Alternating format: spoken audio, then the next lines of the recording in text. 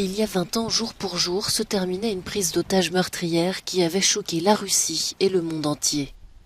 Dans le théâtre Doubrovka de Moscou, une quarantaine de terroristes tchétchènes ont pris en otage pendant 3 jours les 912 spectateurs, acteurs et techniciens de la comédie musicale Nord-Ost.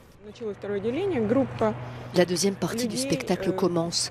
Un groupe de personnes entre dans la salle. L'une d'elles monte sur scène et tire en l'air avec un fusil d'assaut pour attirer notre attention. On nous dit alors que c'est une attaque terroriste et que nous sommes maintenant des otages. Cela a duré 57 heures.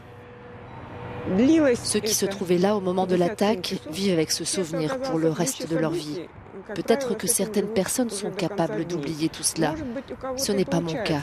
Je vis avec tous les jours. Au matin du 4e jour de la prise d'otages, les forces spéciales russes ont donné l'assaut et tué les terroristes. 128 otages ont également péri au cours de cet événement. Les forces russes ont été très critiquées pour avoir utilisé massivement un gaz paralysant. Beaucoup d'otages seraient morts des suites de cette intoxication et en raison d'une mauvaise prise en charge hospitalière, car les équipes médicales ne connaissaient pas la composition du gaz. De plus, les autorités auraient menti aux familles, selon une association de survivants.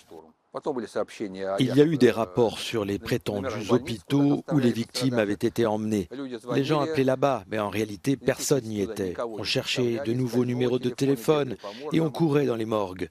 En fait, le gouvernement nous cachait nos proches, comme nous l'avons découvert plus tard. Vladimir Poutine, déjà président à cette époque, a toujours nié la responsabilité du gaz dans la mort des otages. En 2011, la Russie a été condamnée par la Cour européenne des droits de l'homme à payer 1,25 million d'euros aux victimes de l'assaut.